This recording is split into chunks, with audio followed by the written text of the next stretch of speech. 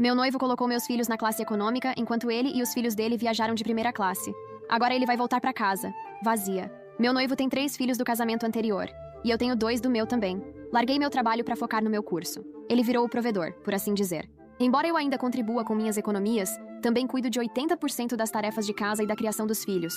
Resumindo, ele queria que eu e meus filhos fôssemos passar o dia de ação de graças com a família dele, que mora do outro lado do país. A gente ia viajar ontem pra chegar antes e pegar um lugar pra ficar. Ele comprou as passagens e tudo, mas pouco antes do voo, eu descobri que ele, os filhos dele e eu estávamos na primeira classe, enquanto meus 2 filhos, de 14 e 10 anos, estavam na econômica. Fiquei pasma. Ele agiu como se não fosse nada demais e disse que eram só algumas horinhas, que as crianças aguentariam. Perguntei como ele achava isso aceitável e ele ficou bravo. Disse que ele é quem paga as passagens, então seguimos as regras dele.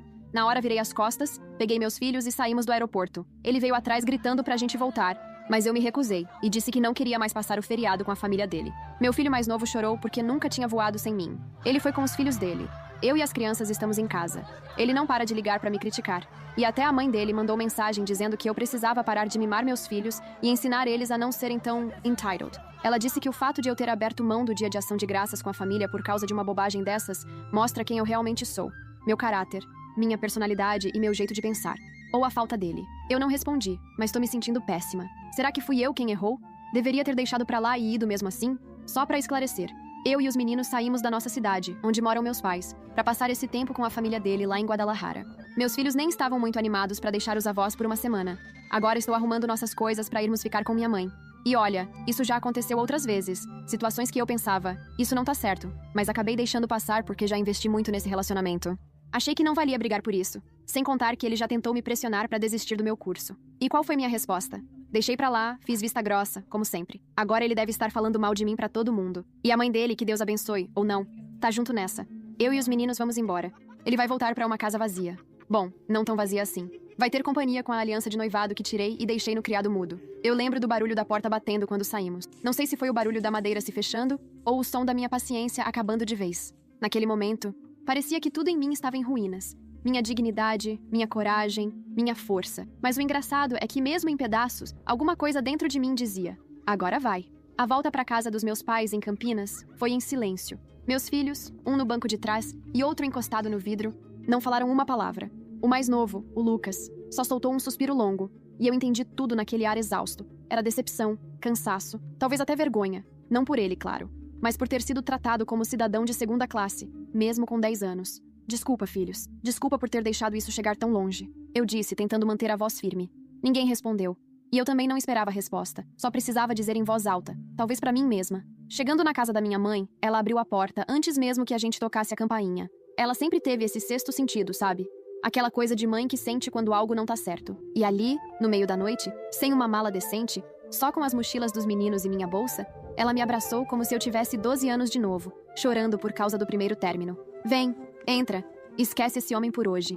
E foi exatamente o que eu fiz. Naquela noite, dormi na cama da infância, entre meus 2 filhos. A sensação era confusa, como se eu tivesse regredido anos na vida, mas ao mesmo tempo, como se tivesse finalmente dado um passo pra frente. No dia seguinte, a mensagem da sogra, ex-sogra agora, graças a Deus, ainda estava no celular. Li mais uma vez, só pra ter certeza que não tinha sonhado. Você precisa parar de mimar seus filhos. Tá na hora de ensiná-los a não serem tão entitled. O mundo não vai passar a mão na cabeça deles como você faz. O fato de você abrir mão da família no dia de ação de graças por causa de uma bobagem dessas, mostra quem você realmente é. Engraçado como ela falava de família, como se eu e meus filhos não fôssemos parte dela. Como se só os genes do filho dela tivessem valor. Como se meu amor de mãe fosse um exagero. E eu que sempre engoli seco, que ficava em silêncio pra manter a paz, que aceitava o prato frio em silêncio enquanto todos se serviam antes de mim.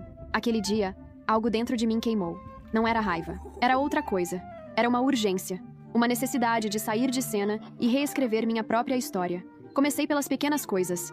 Abri o notebook e voltei a estudar pro curso que ele vivia dizendo que era besteira. Liguei pra universidade, atualizei minha matrícula. Me inscrevi num edital de bolsas para mulheres que recomeçam os estudos. Me senti viva. Mas o que eu não esperava era o que veio dias depois. Eu tava preparando o café da tarde, os meninos vendo o desenho na sala, quando minha mãe entrou com uma caixa nas mãos. Era de papelão, toda amarelada, com um laço velho que ela disse que tinha guardado desde que a avó Lúcia faleceu. Isso era da sua avó. Acho que agora é a hora certa pra você ter isso. Abri devagar. Dentro havia cartas. Umas tantas, todas escritas à mão, com a letra miúda e apertada da avó. Mas foi uma em especial que me paralisou. um envelope vermelho, com meu nome escrito com uma caligrafia trêmula, mas firme. Para minha neta, quando precisar lembrar quem você é. Meus olhos marejaram antes mesmo de abrir. A carta falava sobre escolhas, sobre como ela mesma, nos anos 60, foi abandonada com 3 filhos por um homem que dizia que ela tinha sorte por ser sustentada. Falava das humilhações, da solidão, mas também de como ela se reergueu. Como comprou um pequeno terreno em um sítio em Itatiba, com um dinheiro que o ex-marido esqueceu numa conta conjunta. Como construiu uma casa com as próprias mãos, com a ajuda de vizinhos e amigos. Como ali ela criou um refúgio, um lugar só dela. E então veio o choque. Esse lugar agora é seu. Não deixei isso em testamento. Não queria que os outros brigassem por algo que não pertence a eles. Mas deixei pistas no diário. Você sabe onde procurar. Eu tremi. A avó Lúcia tinha deixado um legado. Algo escondido, algo dela, e agora meu. Naquela noite, reli cada carta, cada página. O diário estava guardado em uma caixa de costura, no fundo do armário antigo. Nele, ela escrevia sobre as injustiças que viveu, sobre como sobreviveu a cada uma delas, sobre como encontrou força onde ninguém mais veria. E então, ali estava, a localização, uma coordenada, uma senha de acesso de um cofre de documentos guardado em um cartório da cidade. Parecia loucura, mas vó Lúcia nunca foi previsível. Enquanto isso, claro, o inferno começava a ferver na casa do ex-noivo. A filha adolescente dele, Melissa, postou no Instagram: "Nada como ver quem sempre fingiu união ser desmascarado." O ex me ligou à noite. Não atendi. Ele mandou áudio: "Você tá destruindo minha família. Tá feliz agora? A Melissa não quer mais falar comigo. O Matheus tá me ignorando. Tudo por causa da sua birra." E foi aí que eu percebi que ele ainda não tinha entendido nada. Nada mesmo. No dia seguinte, vesti minha melhor roupa, peguei os meninos e fui até Itatiba. Quando cheguei lá, o que encontrei me tirou o fôlego. Uma porteira de madeira coberta de trepadeiras. Um caminho de terra entre árvores e, ao fundo, uma casa de tijolos brancos, com janelas azuis. Estava vazia, empoeirada, mas viva. E era minha. Enquanto explorava os cômodos, uma voz da casa vizinha me chamou. "Você é a neta da Lúcia?" Era uma senhora, com olhos pequenos e cabelo preso num coque. "Sim, sou eu." Ela respirou fundo. "Então é você quem precisa saber a verdade sobre o que aconteceu aqui. Porque tem coisa que ficou mal resolvida. Coisas que sua avó tentou esconder. Mas chegou a hora. Coisas que sua avó tentou esconder." Essas palavras ficaram girando na minha cabeça como um mantra inquietante, enquanto eu atravessava o pequeno quintal da casa da vó Lúcia para encontrar a vizinha. Ela se chamava Irene. Devia ter uns 70 anos, mas a firmeza no olhar me fez sentir como se ela tivesse visto tudo e lembrasse de tudo com detalhes. Ela me convidou para entrar. A casa dela era simples, mas muito bem cuidada. Tinha cheiro de bolo e lavanda, e havia uma chaleira apitando no fogão de lenha, como se tudo aquilo fosse uma cena de filme. Meus filhos ficaram no quintal, brincando com um cachorro que apareceu do nada, como se já conhecesse a gente. "Olha, menina, sua avó foi uma mulher forte, mais forte do que qualquer homem que passou por aqui." Irene começou, me servindo chá em uma caneca descascada. "Mas ela também era humana, e humanos escondem coisas, protegem segredos." Eu ouvi em silêncio, sem saber exatamente o que esperar.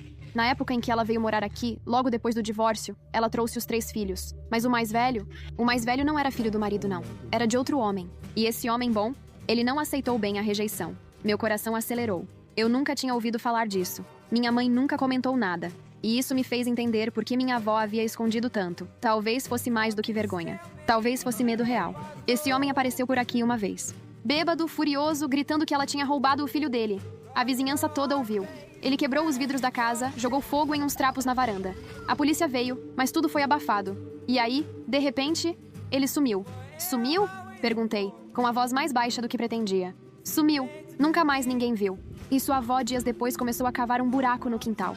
Disse que ia plantar uma árvore, mas nunca cresceu nada ali. Até hoje. Eu gelei. O peso da revelação me travou. Não porque eu acreditava cegamente que minha avó teria feito algo terrível, mas porque agora havia uma sombra na história que eu pensava conhecer. Irene me olhou fundo nos olhos. "Eu não tô dizendo que ela fez algo, mas, às vezes, para proteger os nossos, a gente atravessa limites que nem sabia que era capaz." Voltei para casa da minha avó mais tarde, com a cabeça fervendo. Os meninos estavam suados de tanto correr, rindo, como se nada mais importasse. E por um instante, eu invejei essa leveza. Naquela noite, enquanto eles dormiam no sofá da sala, eu fui até o fundo do quintal. A terra parecia dura, seca, mas havia uma marca, como um círculo irregular no chão, coberto por folhas. Comecei a cavar com uma enxada que encontrei no galpão, sem saber exatamente o que procurava. A cada camada de terra, meu coração batia mais forte. E então, ouvi o som oco. Era uma caixa metálica, tão antiga que parecia parte da terra. Abri com esforço. Dentro, havia documentos, fotos queimadas nas bordas. E uma carta com a letra da minha avó, endereçada a um nome que eu não conhecia. Antônio. "Você me disse que nunca me deixaria, e eu acreditei. Mas o que você fez com nosso filho, eu nunca vou perdoar." Você não merecia ser pai, não merecia ter voz na vida dele. Por isso eu fui embora. E se você vier atrás de mim de novo, vai desaparecer da vida de todos nós. Literalmente. Aquela palavra ficou piscando na minha cabeça. Literalmente. Era real. Minha avó estava ameaçando um homem. E agora ele estava desaparecido. E eu estava de pé, em cima de uma verdade que talvez ninguém estivesse pronto para ouvir. No dia seguinte, voltei ao cartório, como ela tinha orientado. Apresentei o documento que encontrei no cofre e descobri que o terreno, junto com a casa e uma área de mata preservada ao lado, valia mais de R$800 mil. Era meu. Não havia contestação. A escritura estava em meu nome desde 2017. Mas minha avó nunca me contou. Talvez esperasse o momento certo. Talvez soubesse que esse dia chegaria. O dia em que eu precisaria de um novo chão para pisar. E eu já sabia o que ia fazer com ele. Na mesma semana, abri um processo judicial contra o meu ex. Não só pelos fundos desviados, mas por violação emocional. Pedi a guarda integral dos meus filhos, que ele nunca quis de verdade. Anexei provas, prints, áudios, até mesmo os depoimentos dos filhos dele, que começaram a me procurar discretamente pelas redes sociais. Um deles, o Matheus, escreveu: Matheus, tia, desculpa por tudo. Meu pai não é o que parece, e você sempre foi mais mãe pra gente do que ele foi pai. Enquanto isso, ele perdia contratos de engenharia. A empresa onde ele trabalhava foi marcada numa publicação viral sobre abuso emocional. E o rosto dele começou a circular na internet como o noivo que separou uma mãe dos filhos na classe econômica. Minha rede social explodiu. Mulheres contando histórias semelhantes. Uma delas escreveu: Você me deu coragem para sair de um relacionamento de 8 anos. E foi nesse momento que decidi usar a propriedade para algo maior. Uma casa de acolhimento para mulheres em transição, com oficinas de arte, cursos de capacitação e espaços de escuta. Nomeei o projeto como Casa Lúcia, em homenagem a quem, mesmo com segredos, me ensinou que força não é ausência de medo, é agir apesar dele. Eu pensava que os dias de tensão tinham acabado, mas foi então que recebi um envelope anônimo pelo correio. Nele, apenas uma foto, antiga, da minha avó com um homem que eu nunca tinha visto. E no verso, uma frase escrita à mão: Nem tudo é o que parece. Pergunte a Irene sobre o homem do retrato. Eu olhei aquela foto por horas. A imagem era antiga, provavelmente tirada nos anos 70. Minha avó Lúcia estava ao lado de um homem de expressão dura, quase militar. Ele usava um terno escuro, mas estava sem gravata, como se tivesse sido pego de surpresa. O que mais me chamou a atenção, no entanto, foi o modo como ele segurava a mão da minha avó, apertado demais, como se ela fosse propriedade, não parceira. No verso, as palavras ecoavam feito tambor na minha mente. Nem tudo é o que parece. Pergunte a Irene sobre o homem do retrato. Eu sabia que precisava voltar lá. Fui sozinha dessa vez. Bati na porta com o coração na boca. Irene abriu já esperando por mim. Parecia mais abatida do que da última vez. Como se a lembrança daquele homem também a afetasse. Você recebeu a foto, né? Ela perguntou. Sem que eu dissesse uma palavra. Assenti com a cabeça e ela me deixou entrar. Esse homem, ele não era qualquer um. Chamava-se Coronel Humberto Castilho. Era do exército, amigo do marido da sua avó. Mas depois que ela se separou, ele começou a aparecer demais por aqui. Você quer dizer, ele era obcecado por ela. Tentava ajudá-la financeiramente, dizia que queria protegê-la, que ela precisava de um homem de verdade ao lado. Só que sua avó recusava. Sempre. Dizia que já tinha aprendido que homem nenhum protegia mulher nenhuma. Só a sufocava. E ele? Um dia, ele simplesmente parou de aparecer. Sumiu do nada. Mas não foi como o outro, o pai do seu tio. O coronel era influente. Teve investigação, gente rondando a propriedade, mas nada foi encontrado. Até que tudo esfriou. E sua avó ficou com aquela expressão que ela nunca perdeu mais, de quem sabia mais do que podia dizer. Fiquei muda. Era como se eu estivesse puxando uma linha invisível e, a cada nó desfeito, encontrasse outro, mais apertado. Você acha que ela... Não, eu não acho nada. Mas sei que sua avó não era do tipo que deixava um homem decidir o fim da história dela. Voltei para casa em choque. E, ao mesmo tempo, com uma certeza estranha de que eu precisava continuar escavando. Não só no sentido literal, mas em mim mesma. Havia um padrão. Um ciclo de mulheres da minha família sendo cercadas, testadas, feridas e sobrevivendo. E eu estava prestes a quebrar esse ciclo de vez. Naquela semana, recebi a visita de um homem de terno no portão da casa. Ele se apresentou como Silvio Cardoso, advogado de um dos filhos do Coronel Castilho. Boa tarde, senhora. Podemos conversar? Senti a espinha gelar. Ele foi direto. A família do coronel estava abrindo um processo de investigação para reintegrar bens que, segundo eles, foram desviados nos anos 80, incluindo parte do terreno que minha avó me deixou. A audácia. Isso é um absurdo. Minha avó comprou esse terreno com o próprio dinheiro. Tem escritura em cartório desde 1984. Ele sorriu. A senhora vai precisar provar. Nós temos testemunhas, registros e influência. E foi aí que eu entendi. Não era só uma história de herança. Era uma guerra de narrativas. Eles queriam silenciar a mulher que ousou dizer não a um coronel. E agora, estavam vindo atrás da neta dela. Foi nessa mesma noite que recebi outra ligação inesperada. Dessa vez, da Melissa, a filha mais velha do meu ex. Oi, eu sei que você deve me odiar, mas eu descobri uma coisa que talvez te interesse. Melissa contou que, após minha saída, o pai dela ficou completamente instável. Mexendo nos arquivos do computador dele, ela encontrou um contrato não registrado. Uma transferência de valor da minha antiga conta para uma empresa chamada Soluções Orione. Curiosamente, a mesma empresa que agora estava financiando parte dos advogados dos Castilho. Ele usou seu dinheiro para comprar favores. E parece que sabia do terreno há muito tempo. Acho que ele sabia mais sobre sua avó do que deixou transparecer. Fiquei sem ar. Era como se tudo estivesse conectado. Meu ex-noivo, o coronel, a empresa, o terreno. No dia seguinte, procurei o advogado que me ajudava desde o processo de separação. Rafael, meu amigo da juventude. Ele escutou tudo com atenção e disse, com a calma de quem está diante de um incêndio, mas já tem o extintor na mão. Eles mexeram com a mulher errada. Vamos caçar tudo. Contratos, ligações, qualquer coisa que ligue o seu ex a essa gente. E se esse coronel sumiu de verdade, alguém sabe onde ele está. Ou onde ele foi enterrado. Foi a primeira vez que alguém disse isso em voz alta. Enquanto isso, minha rede social seguia crescendo. O projeto da Casa Lúcia já tinha conseguido patrocínio de 2 empresas de tecnologia e uma ONG internacional de apoio a mulheres vítimas de abuso psicológico. Eu comecei a dar palestras. Meus vídeos no YouTube ultrapassaram 2 milhões de visualizações. E pela primeira vez me ouviam sem que eu tivesse que gritar. Mas nada disso aliviava a tensão dentro de mim. Eu queria justiça. Por mim, pela minha avó, pelas mulheres que me escreveram dizendo obrigada por não ficar calada. E então, aconteceu. Rafael me ligou de madrugada, nervoso. Eles encontraram uma ossada, num terreno baldio em Valinhos. Um homem enterrado há pelo menos 30 anos, com um anel do exército ainda na mão. Estão fazendo o DNA. E os registros dentários batem com Humberto Castilho. Eu sentei na cama sem ar. Tem mais, Júlia. Muito mais. E você não vai acreditar quem tá envolvido. Quando o Rafael disse que eu não ia acreditar, ele não estava brincando. No dia seguinte, fui até o escritório dele. Ele estava pálido, os olhos fundos como se não tivesse dormido. Em cima da mesa, uma pasta vermelha com o selo de confidencialidade da Polícia Civil. Júlia, antes de te mostrar isso, preciso que você respire fundo, porque isso muda tudo. Abri a pasta com mãos trêmulas. Os papéis mostravam relatórios forenses, declarações antigas, até um boletim de ocorrência arquivado da década de 80. Mas foi uma folha em específico que me travou. Um relatório interno do Exército Brasileiro, com uma denúncia anônima feita em 1987. Dizia que o coronel Humberto Castilho teria forçado relações com uma mulher, minha avó, e usado influência militar para encobrir ameaças posteriores. A denúncia não foi investigada. Foi classificada como irrelevante por falta de testemunhas. Mas o que veio depois me tirou o chão. Outra denúncia, feita no mesmo ano, dessa vez por outro oficial, alegando que o coronel estava envolvido em movimentações de terras e lavagem de dinheiro em parceria com uma construtora fantasma. Soluções Orione, a mesma empresa que hoje financiava a tentativa de tomar minha propriedade. Rafael, você tá me dizendo que meu ex-noivo fazia parte disso? Sim. E pior, ele foi contratado há 3 anos pela Soluções Orione como engenheiro consultor. Mas esse cargo nunca foi público. Eles o usaram para mapear áreas que poderiam ser reaproveitadas com documentação apagada. Inclusive, terrenos herdados informalmente. Fiquei em silêncio. Senti vontade de gritar, de correr, de vomitar. Mas não fiz nada. Só sentei, respirei fundo e disse: eles cavaram a cova errada. A Casa Lúcia estava oficialmente inaugurada naquele mês. Mesmo com o turbilhão, decidi não adiar. Era minha resposta prática ao caos. O espaço estava lindo. Paredes coloridas, quadros com frases da minha avó, redes nos quartos, uma horta coletiva nos fundos. Na abertura, uma fila de mulheres esperava do lado de fora. A maioria com filhos pequenos nos braços.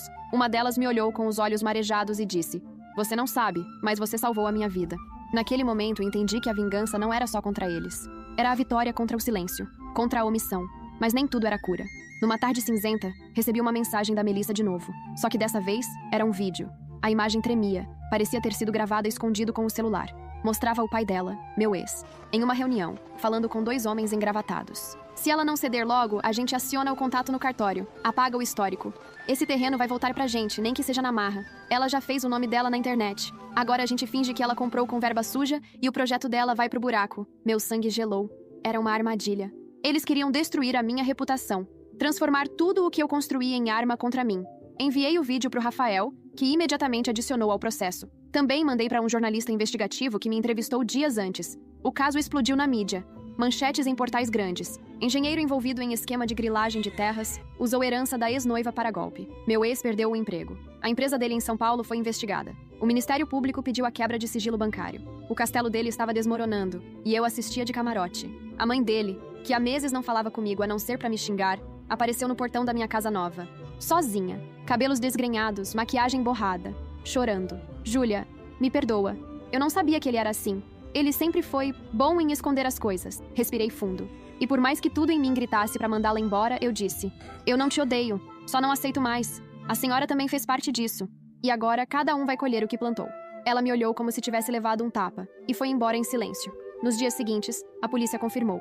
A ossada era mesmo do coronel Humberto Castilho. A morte foi classificada como homicídio e reabriu um caso arquivado, mas o mais inacreditável veio depois. A perícia indicou que ele foi morto com um golpe na cabeça e que o corpo foi enterrado com o auxílio de 2 pessoas. Foi então que Irene reapareceu. Me chamou até a varanda da casa dela e me entregou um envelope antigo. Chegou no meu correio por engano nos anos 80. Eu nunca devolvi. Me perdoa por ter guardado por tanto tempo. Dentro havia uma carta da minha avó para uma amiga distante, chamada Nair. Contava em detalhes como, numa noite de 1987, o coronel invadiu a casa. Tentou obrigá-la a assinar um contrato. E que, na briga, ela gritou. Um vizinho, identificado só como o padeiro da vila, entrou em defesa dela. Na confusão, o homem empurrou o coronel, que bateu a cabeça na laje da varanda. Morto. Minha avó entrou em pânico. Pediu ajuda ao próprio vizinho. Enterraram o corpo no terreno baldio que, anos depois, seria comprado pelas Soluções Orione. Uma coincidência cruel. Mas o nome do homem que ajudou minha avó era Rubens. Rubens Almeida. O pai do meu ex-noivo. Sim, tudo estava ligado. O pai do homem que me destratou na frente dos meus filhos era o mesmo que ajudou minha avó a enterrar um cadáver. E que, anos depois, desapareceu misteriosamente. E agora, só restava saber o que exatamente aconteceu com Rubens. Eu não conseguia pensar em mais nada. Rubens Almeida, o pai do meu ex-noivo. O mesmo que anos atrás, eu vi em porta-retratos, escutei em conversas soltas durante jantares. Sempre descrito como um homem honesto demais para esse mundo, que desapareceu cedo por um câncer raro, segundo a versão oficial da família. Mas agora, com aquela carta em mãos, tudo ganhava um contorno grotesco. Rubens não só conhecia minha avó, como havia ajudado a esconder um corpo.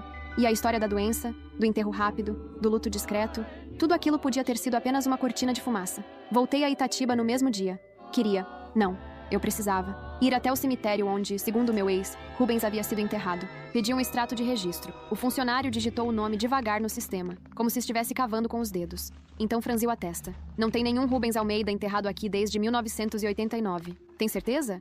Ele era de Campinas, mas disseram que foi sepultado aqui. Não consta, nem em túmulo coletivo. Nenhum Rubens com esse sobrenome nessa data. O chão se abriu debaixo dos meus pés. Na volta, enquanto dirigia, minha mente se encheu de hipóteses. Rubens não morreu de câncer. Rubens pode nem estar morto. Ou pior, pode ter sido calado por saber demais. E se foi isso? E se minha avó? O celular vibrou. Era o Rafael. Júlia, precisamos conversar. Descobrimos algo sobre as Soluções Orione. E tem ligação direta com o desaparecimento do Rubens. Fui direto pro escritório. Ele me mostrou uma pasta nova. Dessa vez com documentos internos hackeados da empresa, que haviam sido vazados por um grupo anônimo ativista. Os mesmos que denunciaram esquemas de grilagem em Goiás meses antes. Havia uma planilha, com nomes, datas, valores. E entre eles, um nome salta como uma cicatriz. Rubens A. Pagamento em 1990. Valor, 150 mil cruzados. Destino, local não declarado. Motivo, rescisão confidencial por desaparecimento forçado. Eles pagaram para sumir com ele? Ou pagaram a ele para sumir? Mas, de qualquer forma, ele sabia demais. E então veio a bomba final. Tem mais. Encontramos um vídeo num HD antigo de um funcionário da Orione. Precisa ver. Rafael conectou o pendrive. A imagem era granulada, datada de 2006. Num galpão, um homem de boné e óculos escuros conversava com alguém. A câmera estava longe, mas a voz captava bem. Ela nunca vai saber, nunca vai imaginar que o homem que enterrou aquele coronel é o mesmo que está ajudando o filho a ferrar a neta dela. O mundo parou. Era Rubens, vivo, em 2006, consciente do que estava fazendo. Ele sabia quem eu era, sabia o que estavam fazendo comigo, e mesmo assim, participou. E pior, meu ex-noivo sabia. Agora não era mais só sobre justiça, era pessoal.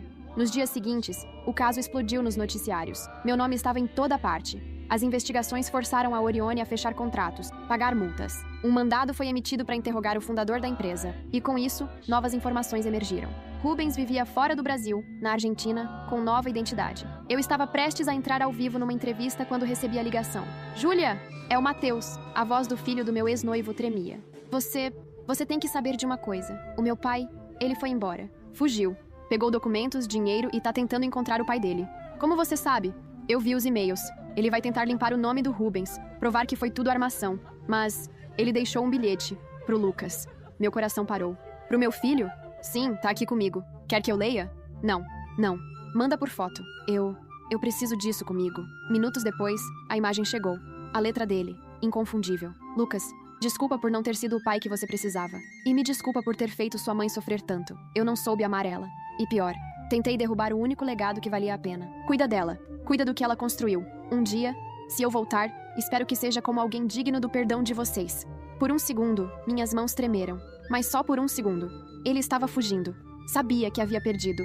No dia da coletiva, com os olhos marejados, falei: eu sou neta da mulher que enterrou um coronel e criou um império com as próprias mãos. Sou filha de uma geração que silenciou para sobreviver. Mas eu escolho viver em voz alta. E a cada mulher que já foi diminuída, enganada ou calada, a nossa hora chegou. O público aplaudiu de pé. Mas naquela noite, sentada sozinha no quarto da Casa Lúcia, recebi uma carta, sem remetente, com um carimbo da Argentina. Dentro, uma única linha, escrita com tinta desbotada. Ainda há um segredo enterrado, e não é o único. A carta com o carimbo da Argentina ficou por 3 dias fechada na minha cômoda. Eu passava por ela, olhava, respirava fundo, mas não abria. Algo me dizia que depois dela, não haveria mais retorno. Era o fim de um ciclo, ou o começo de outro, ainda mais profundo. Quando finalmente abri, a mão tremia, mas o coração não. Nem tudo que foi enterrado era para sumir. Algumas verdades só descansam até que alguém tenha coragem de trazê-las à luz. Você está pronta. A carta não tinha assinatura, só um símbolo. O desenho de uma rosa negra. Foi o suficiente. Com a ajuda do Rafael, conseguimos que o Itamaraty rastreasse registros diplomáticos. Rubens Almeida realmente estava na Argentina, sob o nome falso de Ricardo Lamas. A Interpol emitiu um pedido de extradição, e ele foi localizado em um vilarejo perto de Mendoza. Quando viram a foto dele, os oficiais locais disseram que ele era conhecido por ser um homem reservado, mas generoso. Tinha montado uma pequena padaria. Ironicamente, o padeiro do passado ainda era padeiro no presente. Rubens não resistiu à extradição. Foi trazido ao Brasil em silêncio, sem imprensa. Rafael e eu conseguimos assistir ao primeiro depoimento dele. Eu escondida, por trás do vidro da sala de interrogatório. Ele não parecia mais aquele homem das fotos do passado. O tempo o havia dobrado, mas seus olhos ainda tinham aquela frieza calculada. Eu enterrei um homem porque ele merecia. E fugi porque o sistema não perdoa quem faz justiça sem farda. Eu tentei alertar meu filho. Ele não me ouviu. E agora tá pagando. A confissão foi o ponto final que a justiça precisava. Rubens foi condenado por ocultação de cadáver e fuga do país. Cumpriria pena em regime semiaberto, dado o tempo passado e a idade. Meu ex-noivo nunca mais voltou. Por meio de uma investigação cruzada entre a Interpol e a Receita Federal, descobriu-se que ele havia assumido identidade falsa no Uruguai. Estava tentando abrir uma construtora com recursos desviados. Foi preso 2 meses depois, em Punta del Este. Agora respondia por estelionato, lavagem de dinheiro e fraude documental. Os filhos dele?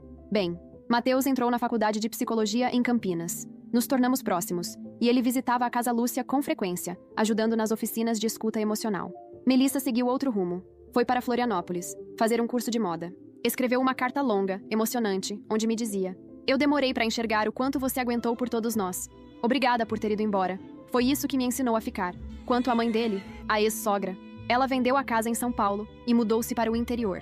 Vivia discretamente, longe da mídia. Um dia recebi um pacote com um vaso de cerâmica azul. Dentro, um bilhete. Eu escolhi ser cega por orgulho. Você escolheu ser forte por amor.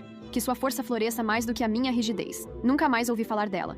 E eu escrevi meu livro. Primeira classe da traição. Contava tudo. Do aeroporto até a carta da Argentina. Sem sensacionalismo. Só a verdade nua, crua, corajosa. O livro virou best-seller em menos de um mês. Dei entrevistas em todos os principais programas da TV. Vi meu nome em capas de revista. Mas mais do que isso, vi mulheres reencontrando sua voz. Com o dinheiro da publicação, reformei a Casa Lúcia. Ampliei os dormitórios. Criei bolsas de estudo. Até construí uma pequena escola no terreno ao lado, focada em crianças vítimas de lares desfeitos. Meus filhos? Lucas, o mais novo, agora dizia com orgulho: minha mãe é famosa, mas o que ela mais é corajosa. Eduardo, o mais velho, entrou num curso técnico de engenharia. Um dia me abraçou e disse: quero construir coisas como você, mãe, só que com cimento e aço. E no meio de tudo isso, Rafael, o advogado e meu amigo de infância, continuava ao meu lado. Nunca forçou nada, mas estava lá. Silencioso, leal, firme. Numa noite calma, deitada na rede da varanda da Casa Lúcia, ele se aproximou. Você ainda tem medo? Não. Então, o que você quer agora? Olhei para o céu, respirei o ar do mato, ouvi as risadas das mulheres conversando ao longe. Agora eu quero viver, mas do meu jeito, sem classe econômica, sem rascunhos, sem metade. Ele sorriu. Então vamos viver. E se quiser companhia, eu tô por aqui. Me virei para ele e respondi: agora só embarca quem me trata como prioridade. Primeira classe. Sempre. E assim terminou a história. Ou melhor, começou a minha. Porque no fim, não foi vingança o que eu fiz. Foi libertação. E para quem perguntou o que aconteceu com aquela mulher que saiu do aeroporto humilhada, ela voou.